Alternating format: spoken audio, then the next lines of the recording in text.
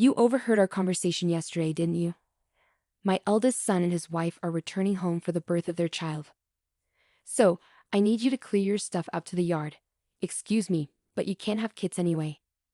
You'll even help with my son's work. The least you could do is make some room. I'm paying $10,000 in rent, and this is getting too tiresome to deal with. I've been living with my mother-in-law, but now she wants me out of the house because my brother-in-law and his wife are returning. Between my mother-in-law, brother-in-law, his wife, and my husband, this house is full of problems. I've been trying to keep things running smoothly, but it's becoming a hassle to think about it all. I'm done thinking. Okay, I'll leave, but I can't just put my belongings in the yard. So I'll come back later to pick them up. You're leaving? Thank you, that's a big help. Ignoring my pleas, my mother-in-law, I started packing my things and left the house. 7 seconds after stepping out the door, I took out my phone and called the junk removal service. Once I stopped thinking, no one could stop my actions. I'm Linda, a 40-year-old IT consultant. My husband, Mark, is also 40 and runs 3 restaurants as a sole proprietor. We're both 40 and people often assume we've been married a long time and have a kid or two, but we're actually newlyweds. We both live as workaholics and didn't marry until this age.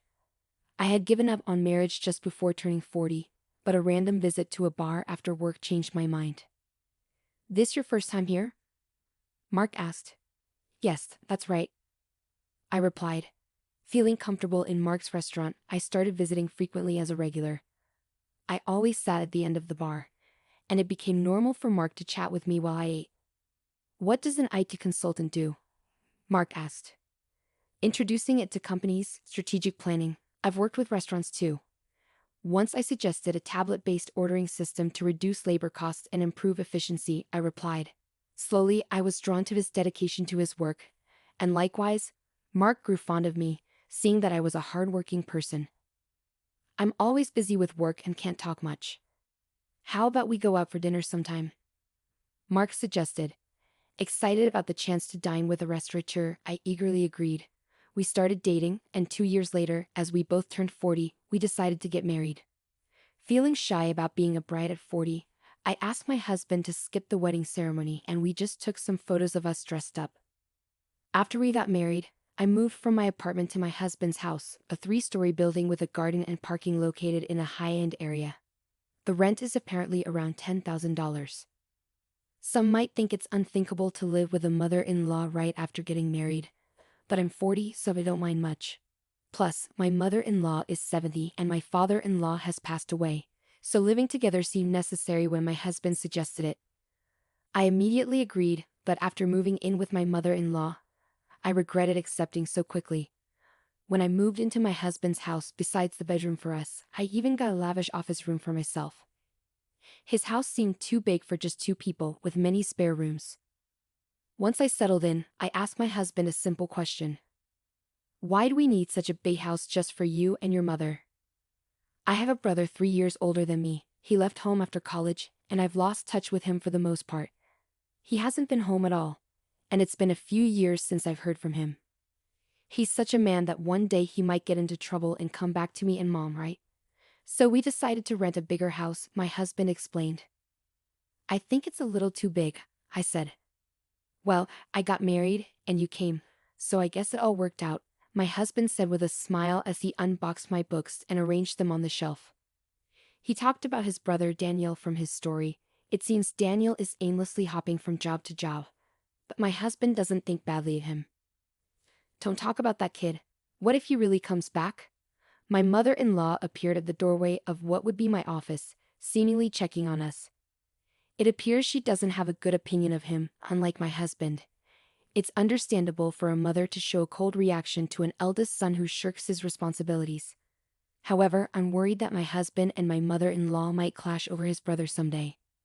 Also, I'm not too fond of you either, Mom. Come on, we're going to live together now, so stop saying things like that, I said. I'm not saying you should leave. I just need to make things clear from the start. My mother-in-law walked away, her slippers making a padding sound. I'm sorry, I'll talk to her, my husband said. It's okay. I got a similar talk when we met for the wedding. I'll build a relationship with your mother as we live together, I replied. I took a book from my husband's paused hands and placed it on the shelf. It seems she doesn't like my age. I'm 40, so it's not impossible to have children, but I guess it's a challenging thought. Also, Mark's elder brother Daniel is not married and has no children, so there's a high chance that my mother-in-law won't get to see her grandchildren. That's why she's disappointed and wishes Mark had married someone younger. To her, Daniel, who doesn't fulfill his role as the eldest son, and I, who can't fulfill my role as a wife in her eyes, are probably the same. I understand her feelings, but I can't turn back the clock on my body, so there's nothing I can do about that one. Once the move was completely finished, and our married life officially began, my mother-in-law's coldness towards me became evident. She ignored or avoided me when I spoke and tried to have as little to do with me as possible. It's a bit lonely, but since there's no harassment or physical violence, I guess I should consider it okay for now. I can build a relationship with her over time, but more pressing is my concern for Mark. Are you okay with your work? I asked him. No, it's pretty bad. I need to take action soon, but it's tough to arrange the finances, Mark replied, sitting at the dining table with his head in his hands. I stopped doing the dishes and sat down in front of him to listen. These are tough times. Prices are soaring, expenses climbing, and customers are tightening their wallets. There's no end in sight if this keeps up. We might have to close another one of our stores, Mark continued, about a year into our marriage. The situation at Mark's restaurants worsened. One of the 3 stores had already closed, and it seemed another might have to shut down too. Seeing Mark's troubled face made me feel distressed, but my mother-in-law seemed unaffected by these troubles. You're Mark's wife, but you don't help out at the store. You just do your own job. Can you really say you're fulfilling your role as a wife? My mother-in-law's voice pierced through the air from the living room as she overheard our conversation. I wondered what she was thinking, but she has her own way of seeing things. Mark has been running his own restaurant for nearly 10 years, overcoming various challenges. I believe he'll pull through this time too. You, his wife, shouldn't be making that face. Are you trying to feed into his anxiety and make him fail? What a terrible wife, she shouted again, her words filled with spite and venom. I knew she wasn't just trying to fire me up, but she wasn't entirely wrong. I took her words positively and decided to support Mark to the fullest, smiling reassuringly at my anxious husband. A year later, just as she said, Mark managed to turn this situation around and avoided closing a second store. See, I told you, I said to my mother-in-law. A stupid wife who can't even trust her husband. Don't drag Mark down, she replied, lashing out at me without reservation. The relationship with her might seem to have worsened, but since Mark's business is doing well, I'll consider it a break-even situation. I thought things were balancing out, but it turned out to be a clear negative for me. Mark. Daniel called for my brother, my mother-in-law suddenly said. Yes, Daniel's girlfriend is pregnant. That's great news. She's a 32-year-old who worked at the same bar as Mark. They asked. Something. Why are you being so formal all of a sudden? I asked. Daniel is a freelancer and so is his pregnant girlfriend. With a baby on the way, they're struggling. They asked if they could move into this house and if they could work at your restaurant, my mother-in-law explained. I was contemplating how to confront Mark about the affair from the dining room when my mother-in-law came into the living room and started talking to him. The conversation was about Daniel, whom I've never met, and I was completely left out as they continued talking. It was a strange scene. She used to dislike Daniel for not fulfilling his role as the eldest son, yet now she was asking Mark to welcome him. The reason was simple, the grandchild. She had given up hope of seeing a grandchild, but now saw an opportunity and completely changed her stance. She was even planning to offer them a home and jobs. Ah, okay. Mark finally replied, looking back at me with a clearly troubled expression. Come on, it's a good thing. Daniel is in trouble and you, Mark, have the means to help him, my mother-in-law said. I felt a sense of unease. Is it not odd to have Daniel and his family move in? I looked at Mark in the living room from the dining area, and he seemed to share my concern. But with my mother-in-law's sudden decision, it seemed we were both in for some unexpected changes. I grappled with Mark's inability to say no to his mother. I had hoped he would stand up to her, but it seems it was just wishful thinking. He kept glancing at me, probably worried about my reaction. The worsening relationship with my mother-in-law, Mark's affair, now living with Daniel and his family, the problems just kept piling up. Overwhelmed and not knowing where to start, I decided to abandon thinking for today and just go to sleep. The next day being a holiday and probably due to extreme mental fatigue, I slept in until late morning. Mark was at work, so it was just my mother-in-law and me at home. Dreading what she might say about my sleeping in, I reluctantly headed to the living room. "You sure slept in. Must be nice to have such leisure," she said, surpassing my expectations. "You heard Mark and me talking yesterday, right? Daniel and his wife are coming back for a maternity leave visit, so move your stuff out to the yard." Excuse me, I was still groggy from sleep. Did she really mean I should live in the yard? Or was she telling me to leave the house? "You can't have kids anyway. You don't help with Mark's work, so you should at least make room for Daniel and his family. We have 2 spare rooms left, so if you leave and your office is free, we can have a bedroom and a nursery for Daniel's family and a storage room for their stuff. Don't you think the room count and usage are just perfect?" It seems she was indeed telling me to leave, but a storage room for Daniel's family. I'm being kicked out to make room for a space that doesn't seem necessary. Originally, I was allowed to use the office because there were spare rooms, and I don't mind if it's gone. A bedroom for Mark and me is enough. Daniel's family can live here without me leaving. Realizing that my mother-in-law now sees no reason for me to be in this house as a wife since she can see her grandchild and I'm paying $10,000 in rent, I'm too tired to deal with all this. I decided to clear my mind and give my brain a rest. Silent with my mother-in-law, the only sound in the living room was the ticking of the clock. "Okay, time to leave," I said, having rested my mind. I decided it's too much trouble to worry about what happens to Mark, my mother-in-law, Daniel's family, and their future. "Understood. I'll leave. I can't put all my belongings in the yard, so I'll come back later to pick them up," I declared. "You're leaving? Thank you, that helps," my pleased mother-in-law said, ignoring my words. I started packing my things and left the house. 7 seconds after stepping out the door, I took out my phone and called a junk removal service. My decision, made after stopping my overthinking, couldn't be stopped by anyone. Let them all regret this choice later. Having left the house, I decided to stay at a hotel for the time being. I had called the junk removal service, but they needed some time to prepare. This worked out since I wanted some time too. 2 weeks after leaving, I rented an apartment and started living alone. I haven't heard from Mark since then. He probably thinks I'll come back eventually. The thought of Mark taking the current situation lightly infuriates me. However, today is the day after his restaurant's day off. I expect a call from Mark when he visits the restaurant for a lunch prep. "Hey, what's going on here?" "The restaurant is completely empty," Mark exclaimed over the phone. "Just as I thought," I chuckled. "Mark, I could explain over the phone, but it would be more efficient if your mom was there too. I'm heading to the house now. Can you come back? You could open the restaurant anyway, right?" I couldn't help but laugh before hanging up, amused by Mark's reaction. "What on earth is this? The restaurant's fridge, cooking equipment, tables, all the important stuff is gone. Did you do this? Do you think you can get away with this for free?"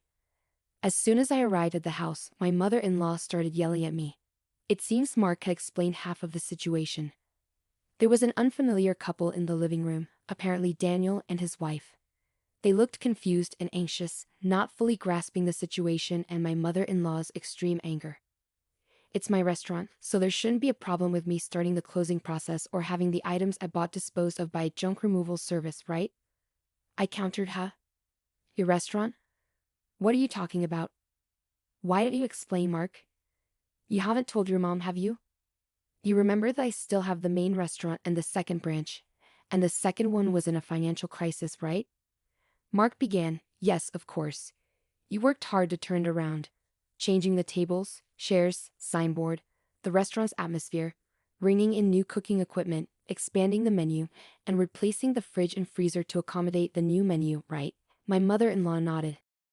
"Well, about that, Linda actually paid for those expenses," Mark confessed. Hearing Mark's words, my mother-in-law looked perplexed. She seemed to be trying hard to understand but probably lacked the full information to grasp everything. Mark continued, looking uncomfortable, as if he was holding back a bathroom break. Seeing that this was going nowhere, I decided to explain. Before turning 40, I was single and working in night consulting. We didn't have a wedding ceremony, nor did we buy a new house after getting married, so I had saved up quite a bit of money. I lent Mark $200,000 to help turn around his struggling second restaurant branch. $200,000? But you can't just hand over such a large amount of money to your spouse, right? My mother-in-law exclaimed. That's why I decided to buy the rights to the second branch and become its owner, I explained. I left most of the management to Mark, so there wasn't much for me to do as the owner. The only change was that Mark shifted his focus from the main branch to the second one for its recovery. When Mark's restaurant was in crisis, I had to show my concern alongside him. It was when my mother-in-law yelled at me for not showing enough trust in my husband that I decided to support Mark to the fullest. My form of support was giving him the money I had saved during my single years. Mark, is this true? My mother-in-law asked. Yeah, it's true.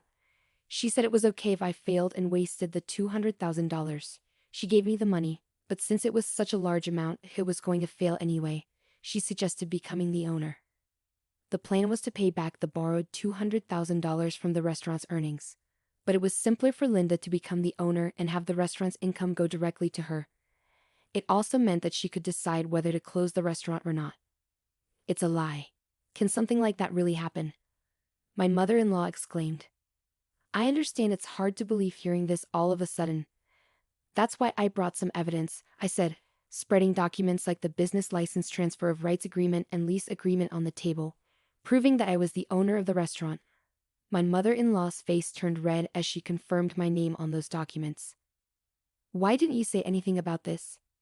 You always talked about how you believed in Mark and how the restaurant was recovering, right? She demanded. Even before we got married, you always encouraged Mark like that.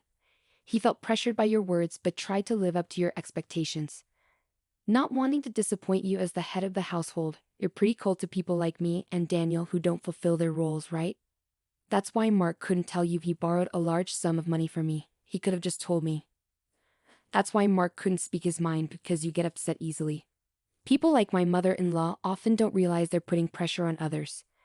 They might think it's just a small thing to say, but for the one under pressure, it's a huge burden. Not something they can easily talk about. And even if they did speak up, you would likely be disappointed and start complaining.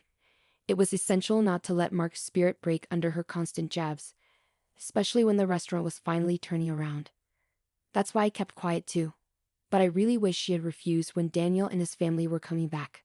Probably Mark thought it was work-related and agreed without thinking much, I admitted. Mom, Linda, I'm sorry. This situation is my fault for not being decisive enough. If I had managed the restaurant well from the start, Linda wouldn't have had to lend her money. And if I wasn't such a weakling, I could have told you the truth. If Linda decides to close the restaurant, then that's it. But what about the part-time workers? Mark said. Don't worry. In the past 2 weeks, I've already informed everyone about closing the restaurant, and they've all understood. For those interested, I've arranged part-time work at other restaurants through my IT consulting contacts, I assured. That's a relief. So everyone was in on this, Linda showing me an empty restaurant as a surprise, and everyone keeping the closure from me. My mother-in-law asked. Mark, I'm sorry too. I've been pressuring you and Linda. I'm sorry for everything up to now. I won't tell you to leave again. My mother-in-law apologized, and it seemed as if everything was resolving nicely. But that's a misunderstanding. I'm far from being satisfied, and the discussion is far from over. Let's settle this matter next, I said, pulling out divorce papers. What's this? A divorce paper? Mark picked up the papers in shock. Why a divorce? This is supposed to be a reconciliation, right? Don't just assume we've reconciled. You might think it's a secret, but I know about your affair with the part-timer. All the part-time workers knew about it too. I said, displaying an image on my smartphone sent by a part-time worker showing Mark entering a hotel. Anyone can take such evidence, not just the police or detectives. Getting the second branch back on track gave you too much confidence. You really got carried away, I concluded. I remarked that as the owner of the restaurant, I couldn't just stand aside from the day-to-day operations. Even though I couldn't do much in terms of daily management, I made it a point to visit from time to time. During these visits, the part-time workers complained to me about Mark's affair and asked for my help. When I promised to handle it, they provided incredible support. They leaked information about Mark's affair, sent me proof, and even kept silent about the restaurant's closure from him. Wait a minute, closing the second branch and a divorce? What's going to happen to the rent for this place? My mother-in-law's voice shook. I haven't mentioned that yet. I've been paying the entire rent of $10,000 a month for this house. Is that also true? Mark's shoulders slumped. It's true. When the restaurant's revenue started falling, Linda started paying half of it. But as revenue continued to drop, the amount she had to cover increased. Eventually, I ended up paying it all, $10,000 a month. It's the same as my salary, so I paid all the rent. And Mark covered other living expenses like food and utilities. So if Mark gets divorced and only has the main restaurant left, obviously living here won't be an option anymore, I stated matter-of-factly. Mark and my mother-in-law seemed deflated after hearing my words. They slumped as if they had exhausted themselves in a boxing match. Daniel and his wife, now somewhat understanding the situation, hesitantly joined the conversation. What does that mean? We came back here, can't live here? Sorry, Daniel. Right now, I don't have the means to help you with a restaurant or a house, Mark explained. Come on, do something. We're having a baby, at least give me a job. We have enough part-time, Daniel protested. The argument escalated, and it became clear that the future was uncertain for everyone involved. Witnessing the brothers dispute over their mother, the mother-child relationship also deteriorated. Now Mark and his mother are living together reluctantly in a smaller apartment, hardly talking and creating an awkward atmosphere. After the divorce, I first dealt with closing down the restaurant. It was a bit of a hassle, but as the owner, it was my responsibility. However, the fridge, cooking equipment, tables, and chairs I had removed were fairly new, so I managed to sell them at a good price. Adding just a little more money allowed me to finish the restaurant's closure, I recounted. Though it was a brief period, being a restaurant owner and handling its closure was an experience. I believe these experiences will be useful in my IT consulting work someday. I guess work suits me better than marriage. Convinced of this, I continue to work hard today. After the tumultuous events that unfolded, the conclusion of this saga brought a mix of resolution and uncertainty. I continued. The revelation of the true ownership of the restaurant, coupled with the exposure of Mark's affair, exposed the fractures in the family. The decision to close the second branch of the restaurant added a layer of financial stress and uncertainty about the future. Despite the apologies, it became clear that reconciling the strained relationships would be a complex and ongoing process, I added. The introduction of divorce papers, a decisive move by Linda, added another layer of complexity to this situation. The betrayal of trust both in the marriage and the business became a pivotal point that left the characters grappling with the aftermath. Linda's firm stance indicated that she was unwilling to overlook the breach of fidelity and was determined to take control of her life, even if it meant ending the marriage, I noted. As the fallout extended to Daniel and his family, the once close ties between the brothers strained, revealing the fragility of familial bonds under pressure. The uncertainty about living arrangements and financial stability left everyone involved facing an uncertain future. The emotional toll of the conflicts was palpable as seen in the strained relationships and the awkward atmosphere that settled over the characters, I explained. In the end, the story leaves us with a sense of closure regarding the restaurant's closure and Linda's decision to end her marriage. However, it also leaves many questions unanswered about the characters' futures and whether they can rebuild their lives and relationships after the storm that shook the foundations of their family. The resolution, while bringing some clarity, marks the beginning of a new chapter for each character as they navigate the aftermath of the choices made and the consequences faced, I concluded.